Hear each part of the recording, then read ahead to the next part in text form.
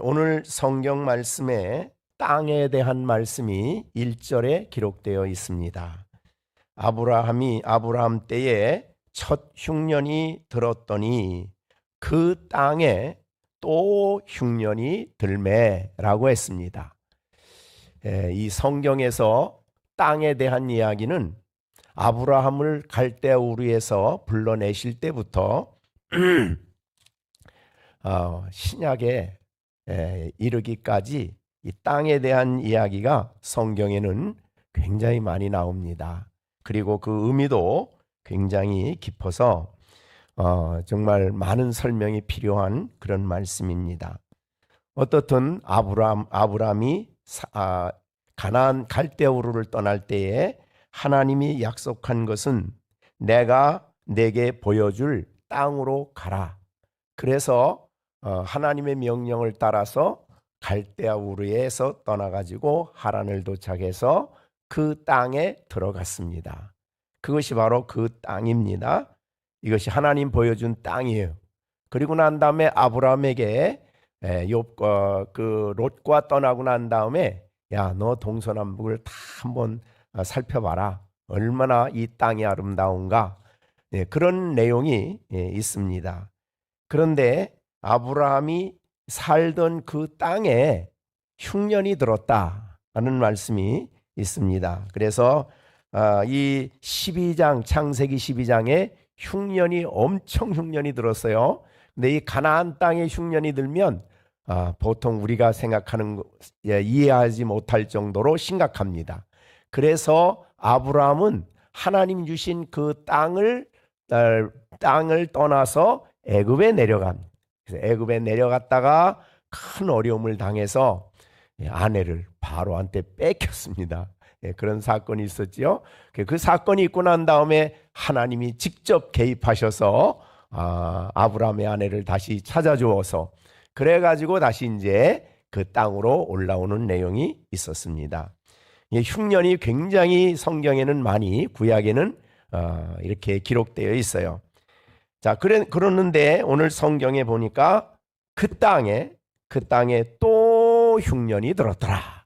그러니까 굉장히 심각한 흉년이 들어서 이 이삭의 입장에서 보면은 여기 더 이상 살 수가 없겠구나. 그런 생각을 하게 된 것입니다. 그래서 그가 자기 아버지 아브라함을 생각하면서 나도 애굽으로 가야 되겠다. 그런 생각을 했습니다. 그래서 부모에게 좋은 것도 배우지만 못된 것은 더 잘 배웁니다. 그래서 이 이삭도 흉년이 드니까 그 땅을 떠나서 이제 애굽에 가기 위해서 애굽에 가는 길목이 그랄이거든요. 그래서 그랄에 도착을 한 내용이 1절에 기록되어 있습니다.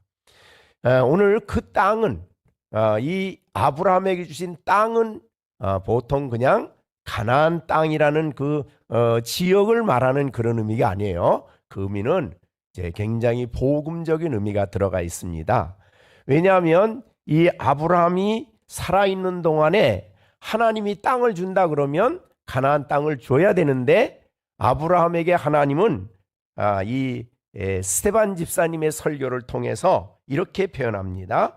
사도행전 7장 5절에 보면 하나님께서 발붙일 만한 땅도 유업으로 주지 아니하시고 그랬습니다. 그러니까 아브라함에게 내가 지시하는 땅으로 가면 그거 준다 그랬는데 그런데 발붙일 땅도 못 얻었어요. 그것이 이제 우리가 스데반 집사님의 설교에 나오는데 그러면 하나님 도대체 내가 누릴 땅은 어떤 겁니까? 그렇게 이제 질문하겠지요. 그런데 아브라함이 살아있는 동안에 얻은 땅은 막벨라 굴 하나예요. 그런 정도로 자기 무덤을 준비해 놓은 정도지요. 어떻든 발붙일 만큼의 땅도 두지 않았습니다. 그런데 그 땅에 이제 아브라함이 죽고 난 다음에 이삭이 또 살게 되고 그리고 야곱의 아들들이 먼 애굽에 가서 450년 동안 살고 그리고 그들이 다시 애굽에서 나올 때 하나님이 그들에게 약속한 것이 뭐냐면 땅에 대한 약속이에요. 그래서 너희를 내가 너희 조상들에게 약속한 땅으로 인도해 드릴 거다. 그래서 그들이 이제 40년 광야를 지나면서 드디어 약속의 땅에 들어갑니다. 그런데 이 부분에 대해서 약속의 땅에 들어가지 못한 사람들이 있었어요. 근데 애굽에서 나온 사람 중에 이 인구 숫자, 그러니까 20세 이상 되는 그런 숫자에 포함됐던 사람은 여호수아와 갈렙 외에는 아무도 못 들어갔어요. 자, 그래서 이 부분에 대해서 이제 히브리서에서는 굉장히 많이 설명을 합니다. 그래서 히브리서 3장 4장에 대해서 이 부분을 설명을 하는데, 거기에 보면은 40년 동안 하나님이 누구에게 노하셨느냐? 하나님 말씀을 순종하지 않는 자들에게. 그래서 그들은 약속의 땅에 들어가지를 못합니다. 그리고 그 자손들이 광야에서 태어난 사람들이 이제 약속의 땅에 들어갔는데, 그러면 약속의 땅에 이제 이 여호수아가 들어가서 요단강을 건너서 전쟁을 다 하고 난 다음에 그 땅이 이스라엘 백성들에게 이제 나누어지지요. 그래서 제비복귀를 해가지고 기업으로 나누어 줬는데, 놀랍게도 성경 히브리서에서는 뭐라 그랬냐면 여호수아가 그 땅을 나누어 주었지만은 그들에 들어간 그 사람들이 그곳에서 안식을 누리지 못했다 그랬어요. 안식이란 말이 이제 거기서 등장을 합니다. 그러면서 이 제7일, 그러니까 우리 안식일, 우리 주일을 지키는 걸 안식일 지킨다고 그러지 않습니까? 이제 그런 안식일에 대한 설명을 하시면서 사실은 하나님이 주시고자 하는 땅은 그 의미가 영원한 하나님 나라다. 그거를 이제 설명하는 것이 이 히브리서 4장이에요. 그래서 아브라함은 발붙일 만큼의 땅도 못 얻었는데 하나님께서 아브라함은 선지자지요. 성경 어저께 말씀드린 대로 하나님이 그 마음에 성령을 통해서 깨달음을 주셨어요.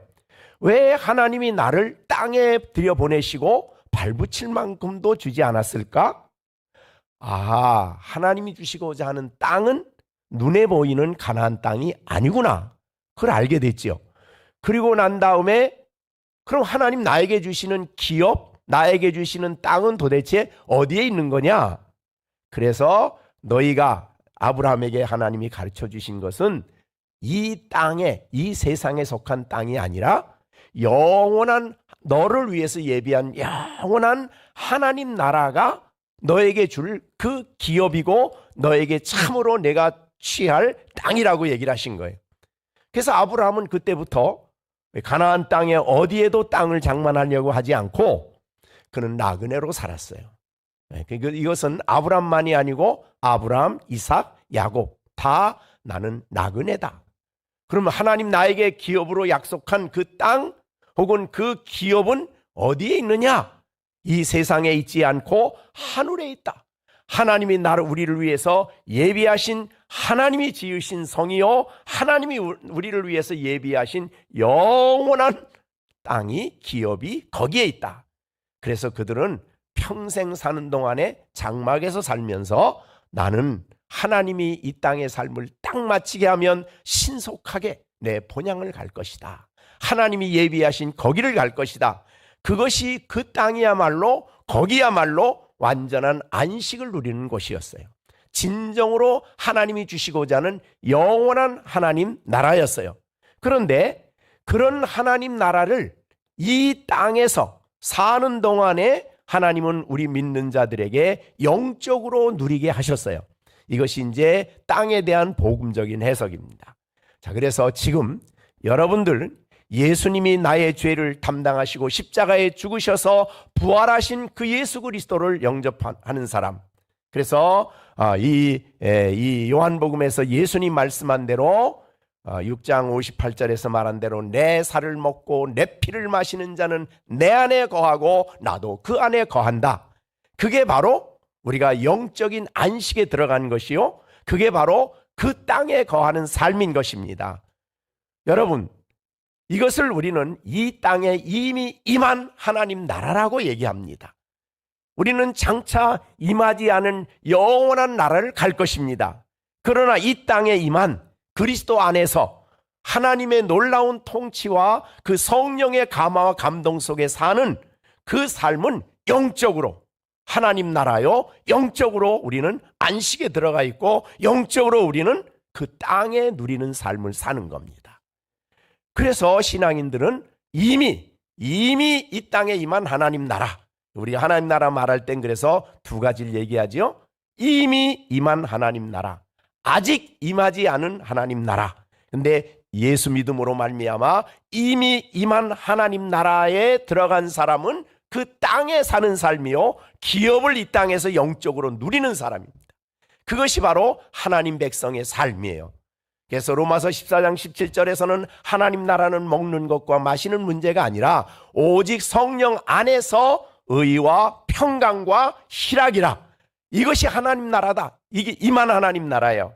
여러분, 예수 그리스도를 나의 구주로 영접할 때에 예수님이 내 살을 먹고 내 피를 마신다는 것은 예수님이 내 죄를 담당하시고 십자가에 죽으신 예수님, 그래서 그가 예수님 십자가에 죽으심으로 우리로 하여금 은혜의 보좌 앞에 나갈 수 있도록 자신의 몸을 십자가에 내어주시고 자기의 몸을 찢으셔서 하나님 앞에 나갈 수 있는 이 예수 그리스도를 믿는 사람은 이 땅에서 은혜의 보좌 앞에 나가는 것입니다. 히브리서 10장 19절에 있는 말씀처럼 그러므로 형제들아, 우리가 예수의 피를 힘입어 성소에 들어갈 담력을 얻었나니 그 길은 우리를 위해서 그 휘장은 곧 예수 그리스도의 몸이라고 말했습니다.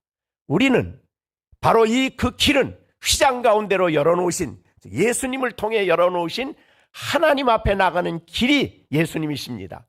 그분을 믿고 우리는 이 땅에서 하나님 나라에서 하나님께 나가서 예수 그리스도를 통해서 하나님과 교제하며 하나님과 가까이 지나며 하나님의 임재 속에 살아갑니다. 이것이 바로 이미 이 땅에서 누리는 성도의 삶이요, 이 땅에서 누리는 성도의 하나님 나라의 삶입니다. 여러분, 얼마나 감격스러운지 모릅니다. 그렇죠? 그것이, 그러니까 우리가 비록 이 땅, 이제 오늘 성경 말씀에 있는 대로 아브라함이 그 땅에 있던 그 실제를 우리는 복음적으로 누리고 있는 거예요. 그래서 우리는 그리스도 안에 있고 하나님 나라 백성이고 하나님의 임재 속에서 하나님과 함께 교제하며 하나님과 함께 살아가는 이 삶이 오늘 성경 본문이 말한 대로 그 땅에 거하는 삶이다 하는 복음적인 의미라 그 말이죠. 그래서 우리 마음속에 안식이 있다. 안식은 뭡니까? 내가 내 인생을 살 때는 안식이 없어요. 그래서 오직 하나님을 신뢰하고 의지할 때 우리에게 안식이 있듯이, 그리스도 안에서 우리가 안식을 누리듯이, 그렇게 하나님의 임재 속에서 성령의 감동 속에서 진리를 깨닫고 살아가는 그 성도의 삶이 이미 이 땅에서, 그 땅, 즉 그 약속의 땅을 누리는 삶이다 그 말이죠. 이게 복음적인 의미입니다. 그러니까 구약 성도들은 소망했던 그 복을 신약에 있는 성도들은 이 땅에서 누리고 있는 겁니다. 자, 여러분, 오늘 여러분이 와서 이곳에 와서 예수의 피를 힘입어 또 예수님을 의지해서 하나님 앞에 나왔습니다. 그런데 그거를 히브리서 기자는 은혜의 보좌 앞이라고 히브리서 4장 16절에 말씀하셨어요. 여러분은 은혜의 보좌 앞에 지금 나와서 하나님을 찬양했고 하나님을 높였고 하나님의 말씀을 듣는 겁니다. 여러분이 앉아있는 이 자리는 영광스러운 하나님이 임재하여 있는 거룩한 자리입니다. 그것이 바로 우리가 하나님 안에 사는 삶이고 그 땅의 삶을 우리가 이 땅에서 누린다는 것이죠. 어디를 가나 어떤 자리에나 영광스러운 하나님의 임재 속에 사는 겁니다. 하나님이 나와 함께 하심 속에 살아가는 삶입니다. 자, 그러면 오늘 본문의 말씀을 우리가 그런 내용에서 생각해 본다면 이렇게 보겠습니다. 그 땅에 또 흉년이 들었더라. 그러니까 하나님이 거하라고 하는 땅에 거했는데 그 땅에 흉년이 아브라함 때도 들었고 또 이삭 때도 들었다 그 말이죠. 굉장히 어려움이죠. 힘든 일이에요. 먹을 것이, 오늘날 말하자면 먹을 것이 없고 경제적으로 굉장히 힘든 그런 상황 속에 지금 이 이삭이 처해 있는 것입니다. 여러분, 신앙인들이 그리스도 안에 있고 영적으로 하나님 나라의 삶을 이 땅에 누려서 하나님께 가까이 나가 예배하고 하나님을 경배하고 하나님을 바로 섬기고 하나님의 말씀을 듣고 하나님의 백성으로 살아감에도 불구하고 흉년이 들 때가 있습니다. 그리스도인의 삶 속에서도 어려움이 올 수도 있습니다. 시험이 올 수도 있고요. 그러니까 신앙인이 우리가 예수 잘 믿으면 아무런 어려움도 없고 모든 게 다 만사형통이라고 생각하는 것은 성경적인 가르침이 아닙니다. 우리가 예수 믿고 그리스도 안에 살고 있음에도 불구하고 우리에게 큰 시련이 올 수도 있고요. 고난이 올 수도 있고 기근이 올 수도 있고, 그래서 우리가 잘 아는 로마서 8장에서는 그런 말씀을 했습니다. 로마서 8장에서 바울 사도께서 성령의 감동으로 이런 말을 했습니다. 우리가 확신하노니, 이제 성도들이 이 땅에서 하나님의 백성이요 하나님의 자녀로서 영적인 이 축복을 누리고 있는, 그리고 하나님을 예배하는 삶을 살아가는 우리임에도 불구하고 확신하는데 사망도 있을 수 있고, 그 다음에 로마서 8장이죠 38절 거기에 우리의 삶 속에 35절입니다. 죄송합니다. 누가 우리를 그리스도의 사랑에서 끊으리요. 그러니까 예수님의 사랑 속에 거하면서 하나님의 삶을 누리고 있는데 환난도 오고 곤고도 오고 고통이죠. 핍박도 오고 박해도, 초대교회는 이제 박해도 많았죠. 박해도 오고 그 다음에 기근도 오고 그래서 적신, 가난함이죠. 가난함도 올 수 있고 위험도 올 수 있고 칼, 전쟁이죠. 이런 것이 우리에게도 올 수 있다는 것입니다. 여러분, 저는 여러분의 주님 교회 성도들의 삶을 내면을 모릅니다. 어떤 삶을 살았는지. 그러나 분명한 것은 여러분이 신앙생활을 바르게 하고 예배드리고 하나님의 뜻에 순종하고 그리스도로 만족하고 살아감에도 불구하고 사고도 날 수 있고 어려움도 당할 수 있고 잘 되던 사업이 힘들 수도 있고, 그런 것이 있을 수 있는 것이 그리스도 안에 사는 성도가 이 땅에 당할 수 있는 일들이라는 것입니다. 그것이 우리에게 올 수도 있다는 거예요. 그런데 바울 사도는 말합니다. 이런 모든 것이 있음에도 불구하고 여전히 하나님은 우리를 사랑하고 계신다. 이런 모든 힘든 일이 있고 경제적으로나 또 여러분이 사고가 나서 힘든 일이 있어도 그럼에도 불구하고 그리스도 안에 있는 하나님의 사랑은 여전히 나에게 지속되고 있다는 거예요. 이 하나님의 사랑에서 누구도 끊을 수 없다는 것입니다. 이 사랑이 우리 안에 있기 때문에 우리는 이 땅에서 그것을 땅에 거한다. 그러니까 아브라함이 말한, 오늘 본문이 말한 그 땅에 산다, 이런 표현을 한 것이에요. 자, 그래서 여러분이 어려움이 있을 때 하나님 나 사랑하지 않는가 보다 그러시면 안 되는 겁니다. 여러분이 그리스도 안에 있으면 누구도 이 세상에 존재하는 누구도 그리스도 안에 있는 하나님의 사랑에서 우리를 끊을 수 없다. 이것이 확신이죠. 그리스도 안에 있는 성도입니다. 뿐만 아니라 하나님이 끊임없이 주님이 우리를 위해서 간구하고 계시기 때문에 환난, 곤고, 박해, 기근, 적신, 위험, 이런 것을 넉넉히 이긴다. 그런데 이 어려움이 있을 때 아브라함은 어디로 내려갔어요? 애굽으로 갔어요. 그게 자기 그 피하는 길인 줄 알았어요. 그게 아브라함의 실패지요. 가서 정말 부끄러운 일을 당했지요. 근데 이삭도 자기가 있는 그 땅에 하나님의 은총 가운데 사는 땅에 흉년이 들었어요. 그러니까 아버지를 닮아가지고 애굽으로 가기 위해서 그랄에 도착을 합니다. 그것이 1절이에요. 그런데 이삭이 살던 곳을 비유적으로 보여준 게 어디냐면요. 자, 25장입니다. 창세기 25장 11절. 이제 아브라함이 돌아가셨어요. 어저께 말한 대로 175살에 돌아가셨어요. 자, 그 다음에 11절. 그러니까 이 7절에는 175살에 아브라함이 죽었고, 그 다음에 11절. 아브라함이 죽은 후에 하나님이 그의 아들 이삭에게 복을 주셨고, 그 다음에 이삭은 부엘라엘로이 근처에 거했다. 이게 부엘라엘로이 근처, 이게 살아계신 하나님의 샘, 이런 뜻입니다. 그러니까 의미적으로 이 구약에는 이런 의미가 굉장히 의미가 있는데, 살아계신 하나님을 만난 곳이에요.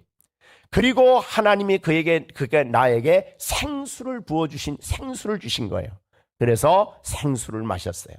여러분이 섬기는 하나님은 살아계신 하나님이시죠.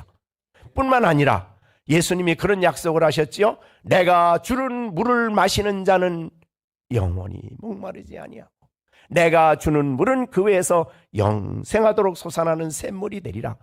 우리는 그리스도 안에서 하나님으로부터 부어주시는 이 은혜와 하나님으로부터 부어주시는 은총을 누리며 사는 사람 아닙니까? 생수를 마시며 사는 사람이에요. 성령의 충만을 받고 사는 사람들이 아닙니까? 그런데 그럼에도 불구하고 어려움 당했어. 그럼 여러분이 어려움이 있으면 무슨 시험이 듭니까? 예, 지금 이삭은 시험이 든 거예요. 야, 신앙생활 해보니 열심히 열심히 예배드리고 열심히 기도해야 하고 열심히 나가 간구하고 해보니 너무 힘들고 어렵다. 그때 마음에 시험이 드는 거예요. 세상적인 방법으로 애굽으로 내려가려고 하는 거예요. 여기 내려가면 이제 문제가 생기는 겁니다. 신앙인들은 아까 말한 대로 그리스도 안에 있는 성도, 그 땅에 있는 성도는 그곳에 어떤 흉년이나 어떤 어려움이 있어도 거기를 떠나면 안 되는 겁니다.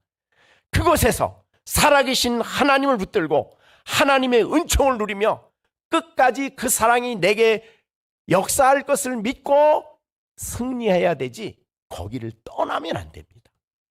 지금 그 땅을 지금 떠나고 있는 거예요. 자, 땅을 떠나서 아브라함은 이제 가서 어려움 당했지만 또 흉년이 들었다고 그 땅을 떠난 사람이 대한 이야기가 어디 나오냐면 룻기에 나옵니다. 룻기에 있는데도 그 땅에 흉년이 들자 그 흉년을 피해서 모압으로 내려가죠. 엘리멜렉인데 말론 기련 두 아들과 나오미를 데리고 내려갔어요. 근데 내려갔는데 모압에 살다가 잘 살라고 갔지요. 거기는 흉년이 안 들었으니까. 그러니까 약속의 땅을 피하여 글로 갔더니 10년이 되어서 엘리멜렉도 죽고 말론도 죽고 길련도 죽고 나오미만 남았어요. 그런데 하나님이 다시 그 땅을 축복했다는 소식이 들려서 다시 돌아오죠. 룻을 데리고 돌아오는데 그러면 베들레헴에 그 나오미만 살았을까요? 아니에요. 여러 사람 살았어요. 근데 그 사람들은 다 전부 다 엘리멜렉 집안같이 다 전부 다 모압으로 내려갔습니까? 아니에요. 근데 나오미와 엘리멜렉만 아주 이게 자기는 지혜로운 것 척해가지고 재산을 팔아가지고 그 어려움이 있다고 그 약속의 땅을 떠나서 모압으로 내려갔어요. 불신앙의 땅으로 내려갔어요. 예배드리지 못하는 땅이에요. 하나님 섬기지 않는 그 땅으로 가버렸어요. 다 상실했습니다. 그리고 나오미가 돌아오면서 베들레헴 사람들이 야 이건 나오미가 아니냐. 나오미는 이제 기쁨인데 나는 기쁨이라고 말하지 않고 말하라고 말하라. 하나님께서 나를 크게 치셨다. 여러분 이게 신앙의 원리입니다. 그러니까 누구든지 그리스도 안에 있는 성도들은 이 세상에서 어려움을 당할 수도 있고 힘든 일이 올 수도 있고 때로는 그런 어려움이 우리에게 너무 감당할 수 없을 정도의 어려움이 있을 수 있어도 우리의 신앙의 자리를 굳게 지키고 하나님을 믿는 믿음을 굳게 지키고 하나님 앞에서 떠나지 않는 이 약속의 땅을 하나님 백성으로서 살아가는 그 자리를 떠나지 않아야 되는 것입니다. 왜? 여전히 거기는 하나님이 우리를 사랑하고 계시고 우리에게 계획을 가지고 계신 겁니다. 그래서 우리가 그것을 인내하고 견디면 하나님이 놀랍게 하나님이 축복을 하시는 거예요. 그거를 우리가 끝까지 인내해야 되는데 그만 마음속에 원수 마귀가 싹 시험을 줘가지고 우리로 하여금 하나님을 멀리하게 하고 교회를 멀리하게 하고 기도 생활 중단하게 하고 그렇게 되면 그 다음부터는 영적으로 우리가 애굽에 내려가는 것 같다 그 말이죠. 그럼 그 다음서부터는 부끄럽고 수치스러운 일이 드는데 오늘 본문에 보면은 이 아브라함도 똑같았어요. 아브라함도 애굽에 내려갔더니 두려움이 생겼어요. 그 두려움이 뭡니까? 내 아내가 너무 이뻤어, 사라가. 그래서 중동에서는 이쁘면 남자 죽이고 부인을 뺏어가는 그런 일들이 성경 시대에는 많았다 그래요. 자, 그래서 똑같이 이삭도 그 약속의 땅을 떠나니 그래서 그랄로 내려가니 그랄에 있는 사람들도 블레셋 사람들이에요. 그래서 이삭의 아내가 리브가가 또 굉장히 이쁜 모양이에요. 그래가지고 여보 당신이 너무 이뻐가지고 이 지역 사람들이 당신 죽이고 나 죽이고 당신 뺏어가면 나 큰일 난다고. 이제부터 나를 누이라고 하라고. 내가 당신한테 누이라고 말할 거라고. 부부가 아니란 얘기죠. 그렇게 얘기를 했어요. 그러다 이제 나중에 그랄 왕이 딱 주의 깊게 봤죠. 가서 언제 뺏어올까 하고 봤는데 둘이 서로 사랑을 하는 거예요. 놀래가지고 이삭을 불러가지고 야, 내 부인인데 왜 누이라고 그랬냐? 그냥 있었더라면 너 죽이고 내 아내 뺏길 뻔했다. 뭐 이런 얘기가 이제 그 다음에 나오는 거예요. 그 내용 속에 이삭이 답변합니다. 왜 이런 일이 일어났느냐, 왜 이렇게 했냐 그랬더니 두려워서. 내가 내 아내를 빼앗기고 내가 죽을까 두려워서. 왜 두렵습니까? 하나님을 멀리하면 두렵습니다. 하나님과 가까이 지나는 삶이 하나님과 밀접하게 교제하는 삶이 멀어지면 우리는 그랄에 가거나 애굽에 가는 거예요. 하나님과의 기도 생활이 더 희미해지고 주님을 가까이 하는 삶이 더 멀어지면 우리는 이미 영적으로 볼 때는 애굽에 내려간 것이요 그랄에 내려간 것이요 여러분의 마음속에 두려움이 이 마음속에 여러분이 생기면 불안한 마음이 생기면 지금 내가 영적으로 하나님을 멀리하고 있구나. 이걸 여러분이 깨달으셔야 돼요. 네, 그래야 우리가 정신을 차리고 사실은 그리스도인들은 두려울 만한 환경이 있음에도 불구하고 두려워하지 않는 거 아닙니까? 두려워하지 말아라. 왜요? 하나님이 함께 하시기 때문에. 그건데 하나님이 함께 계시고 하나님이 나의 인생을 책임지시고 그 그리스도 안에서 우리에게 베푸신 이 하나님의 사랑을 누구도 어떤 천사들이나 마귀나 누구도 끊을 수 없는 이 엄청난 사랑 속에 여러분들이 살아가고 있습니다. 그렇기 때문에 우리는 두렵지 않죠. 예? 평안을 누리며 살지요. 예. 언제나 예수님이 하나님 제자들을 떠나서 간다 그랬더니 요한복음 14장에 보면 제자들이 걱정이 태산 같았어요. 그러니까 은혜가 충만한 게 아니라 걱정이 충만했어요. 그래가지고 예수님이 제자들에게 야 걱정하지 말아라. 하나님을 믿으니 또 나를 믿어라. 그러시면서 예수님이 말씀합니다. 나 떠나가는 것이 오히려 유익이다. 내가 떠나가면 영이신 성령이 너희들 가운데 올 거다. 그 성령이 오셔서 보혜사로서 너희 가운데 역사할 것이다. 이제 그런 말씀이 요한복음 14, 15, 16장의 설교예요. 여러분은 그리스도 안에 들어온 예수님을 믿는 여러분들 안에는 하나님의 성령이 함께 계십니다. 성령이셔요. 그리고 그분이 늘 우리의 마음속에 감아주시고 감령을 주시고 가르쳐 주셔서 예수 그리스도를 내 안에 증거해 주셔요. 어떤 증거입니까? 성경이 증거하는 예수님을 내 안에 확증을 주셔서 오늘도 주님이 나와 함께 계시구나, 내 안에 역사하시는구나, 나와 동행하시는구나, 나의 인생길을 이끄시고 인도해 가시는구나, 그렇게 성령이 나를 확증을 주시기 때문에 그리스도 예수 그리스도 성령이 그 안에 있는 사람은, 주님과 깊이 교제하는 사람은, 주님을 더 알아가는 사람은 두렵거나 불안에 빠지질 않습니다. 그래서 아까 하나님 나라는 오직 성령 안에서 의와 평강과 희락이다. 평강이 있다. 두려움이 있는 게 아니라 평안이 있고 그 예수로 인해서 마음속에 기쁨이 생기는 겁니다. 우리 주님의 교회 성도들은 이미 그리스도 안에서 하나님 백성으로, 영광스러운 하나님 나라 백성으로 살아가는 여러분, 주님의 품속에서 그리스도가 여러분 안에 있고 여러분이 그리스도 안에 있고 성령이 여러분 안에 거하시는 주님의 교회 성도님들, 어떠한 경우도 주님을 멀리하지 마시길 바랍니다.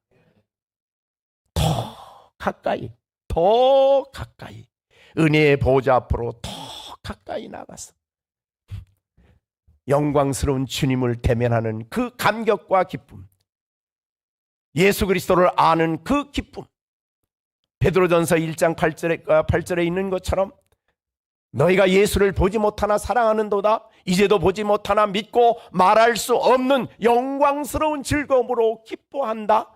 이 기쁨을 누가 합니까? 세상 사람들은 몰라요. 그러나 그 땅에 거하는, 그리스도 안에 거하는, 하나님 나라에 거하는 백성은 이 기쁨을 알면서 살아갑니다.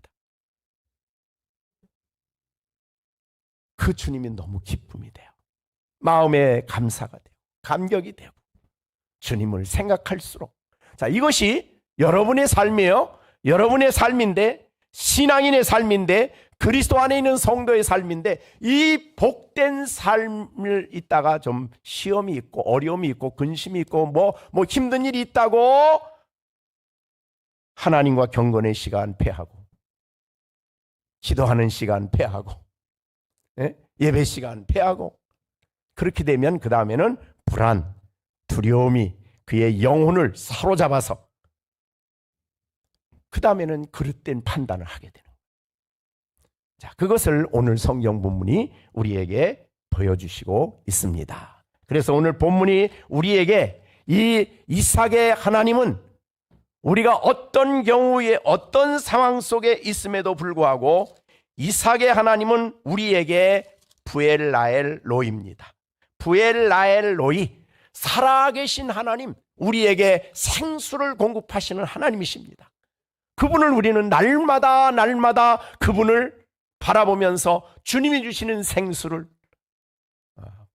충만하게 부족함이 없도록 마시며 신앙생활하는 것이 성도인데, 이 복된 자리를 멀리하면, 이 은혜스러운 자리를 멀리하면 여러분은 이제 영적으로 하나님을 멀리하는 것이고 애굽으로 내려가는 것이고 그 다음에는 근심 염려에 사로잡히게 되는 것이라 그 말이지. 그러니 어떤 상황에도 믿음을 굳게 지키고 어떤 어려움이 있어도 하나님 백성으로서 바르게 살아가라 하는 말씀을 우리에게 해주시고 있습니다. 그런데도 지금 이삭은 이제 애굽에 내려가려고 그랄에 왔어요.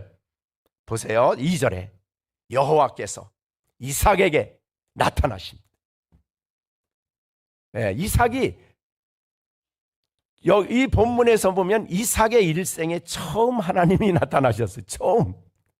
참, 이삭의 하나님과 직접적으로 하나님이 내게 오셔서 왜 나타나셨습니까? 2절에 여호와께서 이삭에게 나타났다. 마치 아브라함에게 나타나셔서 갈대아 우르를 떠나라 하신 것처럼 여호와께서 이삭에게 나타나셨습니다. 그리고 이르시되 말씀하십니다. 말씀하시죠. 뭐라고 합니까? 애굽으로 내려가지 말라. 하나님 말씀하시죠. 애굽으로 내려가지 말라. 여러분, 우리 주님의 교회 성도들은 평생 동안 신앙생활하면서 이 말씀을 마음에 간직하고 너는 애굽으로 내려가지 말라. 이곳이 이 땅이 내가 누릴 분복이다. 그리스도 안에서, 하나님 안에서, 은혜 안에서 하나님 나라 백성으로 하나님 나라 삶을 살아가는 이 자리가 내가 지켜야 할 자리요, 내가 살아야 할 자리다. 여기서 복을 누려라. 이렇게 얘기하시는 거예요. 참 은혜스럽죠. 하나님이 나타나셔서 그냥 놔뒀더라면 그냥 애굽으로 갈 텐데, 너 애굽으로 가지 마. 역시 어저께 말씀 우리가 이삭에 대해서 배운 것처럼 하나님이 나타나셔서 가지 말아라.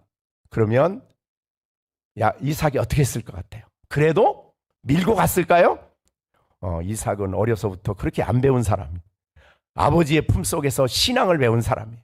하나님이 어떤 분인가를 배운 사람이에요.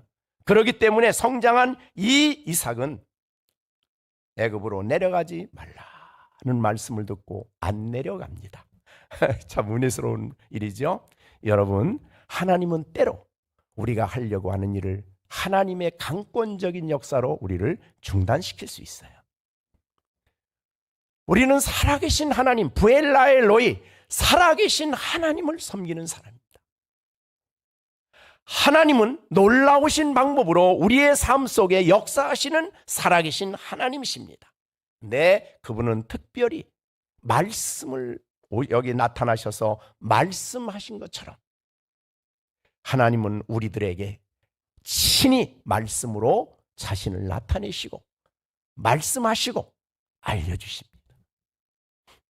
그러니까 우리 신앙인들에게 가장 감격스럽고 그리고 감사하고 그런 시간은 하나님이 내게 오셔서 성경을 통해서 성령으로 혹은 설교 시간을 통해서 성령으로 내게 말씀해 주시는 그 말씀을 듣는 시간이야말로 성도는 하나님을 만나는 시간이고 하나님 앞에 그 큰 사랑을 확인하는 시간입니다. 하나님이 애굽으로 내려간다고 그 아래 갈 때 그래 잘 가봐라 그렇게 안 하시고 자신을 나타내셔서 애굽으로 가지 말아라 이렇게 단호하게 이삭을 중지시켰습니다. 그리고 난 다음에 그렇게만 말하지 않고요. 그 다음에 내가 내게 지시하는 땅에 거주해라. 이미 여러 번 말씀드린 대로 복음 안에서 여러분들은 주 앞에 서는 그날까지 이 신앙의 자리, 그리스도 안에 사는 이 하나님 나라 백성으로 살아갈 이 자리를 굳게 지키고 여기에 거하여야 합니다. 세상으로 내려가면은 그 다음서부터는 모든 고통이 따라오는 거예요. 그래서 내가 내게 지시할 땅으로 가라. 내가 내게 지시한 이 땅.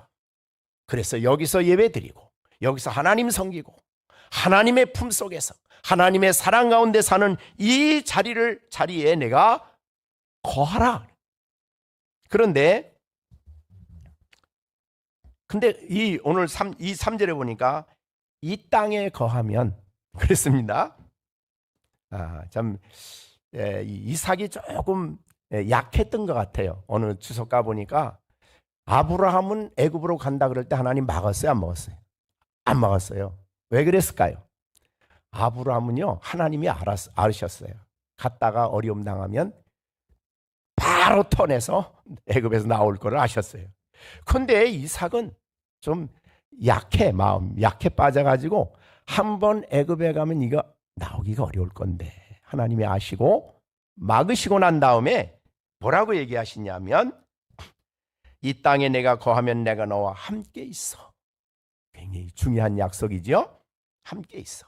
내게 복을 주고 내가 이 모든 땅을 너와 내 자손에게 주리라. 내가 내 아버지 아브라함에게 맹세한 것을 이루어 내 자손을 하늘의 별과 같이 번성하게 하며 이 모든 땅을 내 자손에게 주리니 내 자손으로 말미암아 천하 만민이 복을 받을 거다. 이게 아브라함에게 약속했던 복이에요. 그거를 이삭에게 하나님이 다시 확인시켜 주십니다. 그러면 굉장히 용기가 났겠죠. 하나님 말씀 우리가 들으면요 어느 말씀이니 우리에게 힘을 주시고 길을 보여주시고 위로를 주시고 평안을 주시고 그럽니다. 그런데 이 말씀을 들으면 하면서 너희 아버지 아브라함에 대한 얘기를 하는 게 이제 5절이에요. 아브라함이 내 말을 순종하고 내 명령과 내 계명과 내 율례와 내 법도를 지켰다. 너도 그렇게 하라는 말이죠. 그래서 6절에 이삭이 그랄에 거주했다. 사실은 그랄에 거주하면 돼요, 안 돼요? 안 되는 거예요. 그래서 여기에 나오는 거주라는 단어가 히브리어로 이게 뭐 잠깐 머물러 있을 수는 있지만은 여기 거주하면 안 되는 곳이라.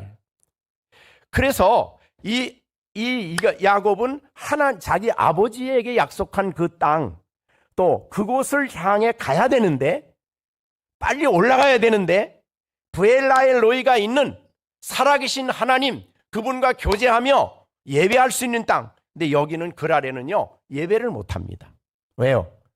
블레셋 사람들이 가만히 보질 않아요. 그래서 이스라엘의 애굽에 내려간 이스라엘 백성들이 애굽에 내려가 있는 동안에 제단을 쌓지 못했어요. 예배를 못 드렸다 그 말이죠. 왜요? 애굽 사람들이 허락을 안 해요. 그래서 이제 모세를 보내가지고 여기서 예배를 드리면 애굽 사람들이 가만 안 둘 테니까 우리가 광야에 나가서 예배를 드릴 수 있게 해주십시오. 이렇게 요구한 거예요. 근데 하나님 보십시오. 어떻게 그 땅으로 돌려보내는가. 하나님의 놀라운 섭리예요. 그냥 우리 같으면 너 말 안 들어? 빨리 올라가 하고 그냥 뭐 멱살을 잡고라도 끌고 올라가는, 그렇게 안 하셨어요. 이삭을 하나님 너무 인격적으로 대하는 모습을 보세요. 그 다음에 어떻게 됐냐면 7절에 그건 이제 아내 문제죠. 네, 이미 아까 설명드렸어요. 네, 그래서 아내 문제로 인해서 블레셋 사람들에게 사실은 수치를 당한 것입니다. 그죠? 왜 거짓말하느냐? 그래가지고 이제 그런 사건이 있었는데, 이제 그것이 이제 11절까지예요. 거기까지. 그 다음에 이제 정이 굉장히 떨어졌겠죠. 그런데 12절에서 이렇게 기록하고 있어요. 이삭이 그 땅에서 농사하여 그 해에 100배를 얻었대요. 예, 얼마나 농사가 잘 됐는지 100배를 얻었대요. 그래서 여호와께서 복을 주심으로 그 사람이 창대하고 번성하여 마침내 재벌이 됐습니다. 그러니까 그랄에 머물러 있는 동안에 엄청나게 하나님이 물질적인 복을 막 쏟아부어 주셨어요. 어떡하니까? 애굽으로 안 가니까. 그래서 쏟아부어 주셨는데 잘 보세요. 이 쏟아부어 주셔서 거부가 됐습니다. 그러니까 거부가 된 이 이삭을 14절에 보면 누가 시기합니까? 양과 소가 떼를 이루고 종이 심이 많으므로 블레셋 사람들이 이삭을 시기해서 분쟁이 생기게 돼요. 재산이 없었더라면 이런 시기가 안 일어나죠. 그래서 이 일로 인해서 이삭이 하는 일마다 하나님이 복을 주시니까 결국은 이렇게 얘기합니다. 16절에 이게 블레셋 왕인데 아비멜렉이 이삭에게 이르되 내가 우리보다 크게 강성한 즉 우리를 떠나라. 블레셋 왕이 그런 거예요. 그러니까 블레셋 왕이 떠나라 그러면 어떻게 돼요? 떠날 수밖에 없죠. 그래서 이 농사를 지어서 그 해에 100배나 얻어가지고 하나님 복을 주심으로 거부가 됐더니 나 복 받았다. 참 많이 복 받았다. 그 맞는 말이긴 한데 그거하고 하나님이 이삭과 함께 임재하는 것하고 하나님과 교제하는 것하고는 차이가 달라요. 자, 이는 거부가 됐어요. 오히려 거부가 된 사건 때문에 더 이상 그 옥토가 있는 그 부자를 만들어준 그랄 땅에 더 이상 있을 수가 없었어요. 하나님이 이삭을 쫓아내는 방법이었어요. 그래가지고 결국은 가서 어디까지 갑니까? 여기에 보면은 부엘세바까지 갑니다. 그죠? 여기 부엘세바 이제 23절입니다. 이삭이 거기서부터 부엘세바로 올라갔더니 그랬습니다. 이 부엘세바는 약속의 땅이에요. 이게 단지파가 있는 저 북쪽에 있는부터 부엘세바까지가 이스라엘이 약속한 가나안 땅입니다. 그 땅으로 갔어요. 밀려서 간 거예요. 하나님이 놀라우신 지혜로우신 방법으로 이제 이렇게 해서 부엘세바에 올라갔더니 드디어 하나님이 임재하십니다. 24절. 그 밤에 여호와께서 그에게 나타나 다시 만나 주셨어요. 자, 이 글 아래 머물러 있는 동안에는 하나님과 교제가 안 이루어졌어요. 풍성한 교제가 없었어요. 재물은 많아지는데, 재산은 많아지는데, 그래서 재벌은 됐는데 그 돈이 많은 그것 때문에, 또 그 농사 짓는 재미 때문에, 양들이 많아지는 그것 때문에 하나님과 교제가 안 이루어졌어요. 그러니까 외적인 복을 받는 거하고 하나님과 교제하는 거하고는 다른 문제입니다. 여러분은 비록 이 땅에 좀 부족해도 하나님과 교제가 잘 이루어지는 게 훨씬 더 영적인 축복이에요. 여러분, 그래서 우리에게 와지는 어떤 환경이든지 나타나시는 하나님, 그 하나님과 교제하고 그 하나님을 가까이 하는 것을 최고의 복으로 여기셔야 돼요. 그래서 시편에 여호와를 가까이 함이 내게 복이다. 하나님을 가까이 할 수 있는 것이 복이에요. 좀 죄송한 말 같지만 대충 설교하던 사람, 기도하던 사람이 병원에 입원을 했어. 입원해서 죽을 지경이야. 그때는 하나님 앞에 어떻게 기도합니까? 목숨을 내대고 기도해요. 하나님과 더 가까이 가는 것이 그에게는 큰 축복이에요. 그게 아픈 게 오히려 축복이에요. 왜? 하나님을 더 실감 있게 찾고 만날 수 있는 기회가 되고, 여러분, 사고 없이 사는 게 더 하나님 은혜 받는 겁니까? 사고 날 자리에서 살아난 게 더 은혜 받는 겁니까? 우리는 사실은 날마다 하나님의 은혜와 보호 속에, 임재 속에, 지켜짐 속에 살잖아요. 근데 그땐 감사 잘 안 해.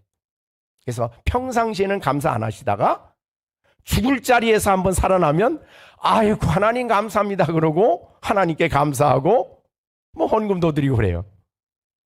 물론 그것이 연약한 인생이지만 우리 신앙인들은 그 땅에 거하는 삶이 복된 삶입니다. 신앙적으로 복음적으로 말하면 날마다 그리스도 안에 사는 삶이 복이에요. 주님과 가까이 교제할 수 있음이 축복이에요. 하나님의 임재 속에 사는 것이 영광, 하나님의 임재 안에 살아가는 것이, 그래서 그분이 나와 함께하며 나를 지켜주시며 내가 너의 출입을 지금부터 영원까지 지켜주시겠다고 하셨으니, 오늘 아침에 여러분들이 일어나서 저녁에 들어놓을 때까지도 하나님은 나를 지켜주셨고 나를 보호해 주셨고 나를 인도해 주셨고, 그러니 나는 복 있는 사람이지. 그게 바로 안식안에 살아가는 삶이요, 이 땅에서 하나님의 나라를 누리는 성도의 삶입니다. 그거를 하나님이 원하시는 거예요. 그래서 너 글 아래 머물러 있으면 안 된다, 여기 계속 머물면 안 돼, 올려가시게 하는 방법이 재벌이 되게 한 거예요. 그래서 시기를 받아가지고 어쩔 수 없이 밀려서 부엘세바까지 올라오게 됩니다. 그러자 하나님이 나타나십니다. 그 밤에 여호와께서 그에게 나타나 이르시되, 24절입니다. 나는 내 아버지 아브라함의 하나님이니 두려워하지 말라. 내 종 아브라함을 위하여 내가 너와 함께 있어. 내가 너와 함께 있다.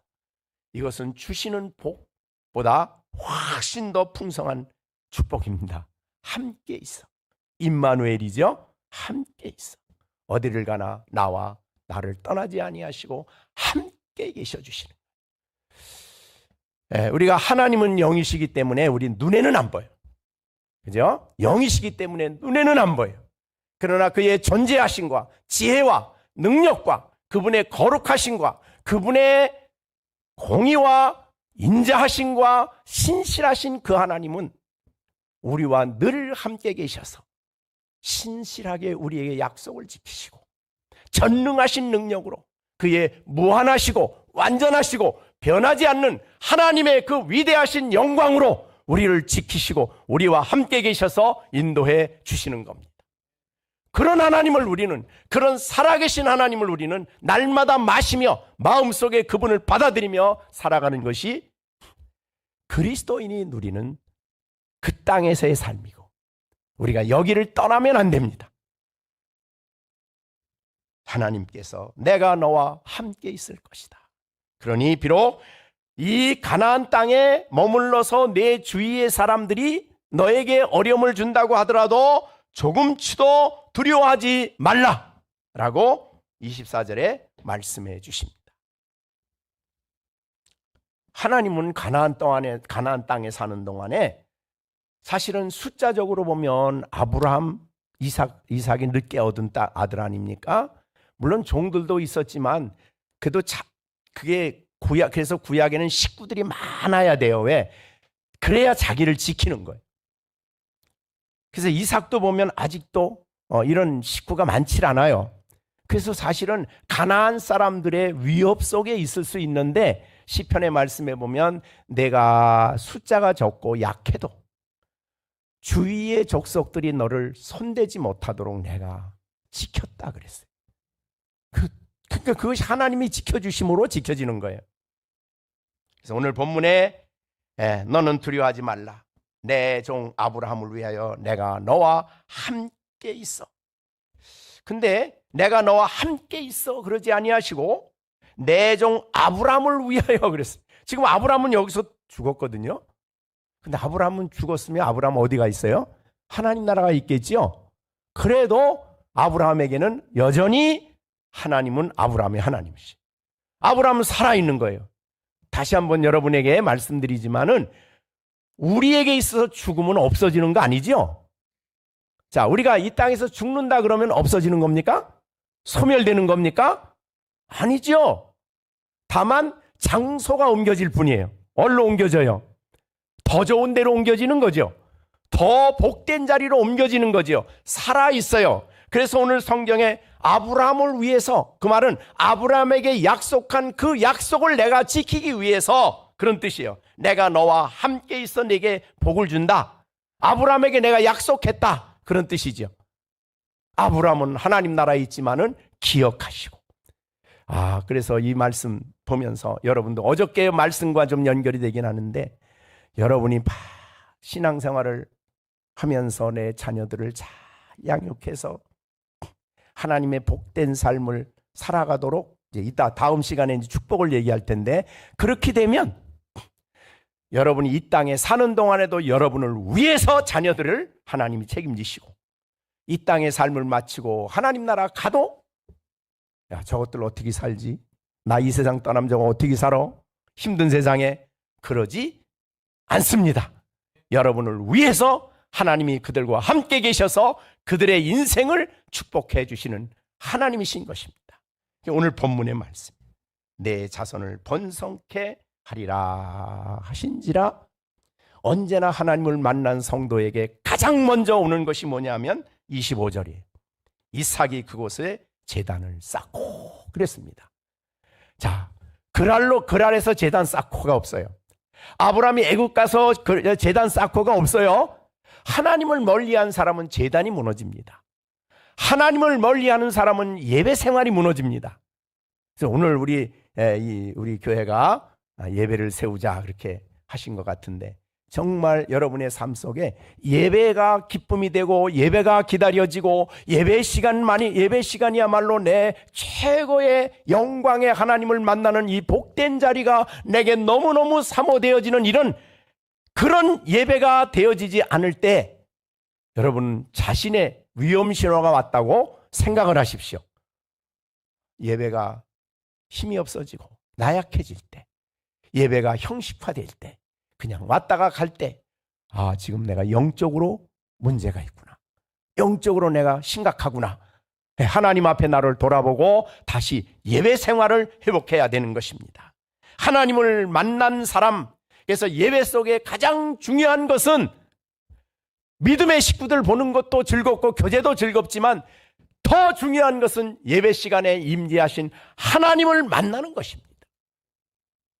그 하나님을 만났을 때에 올바른 제단이, 올바른 예배가 되어지는 거예요. 그래서 구의 족장들에게 예배를 다 보면요, 하나님을 만난 다음에 제단을 쌓아요. 이렇게 그 순서가 굉장히 중요하지.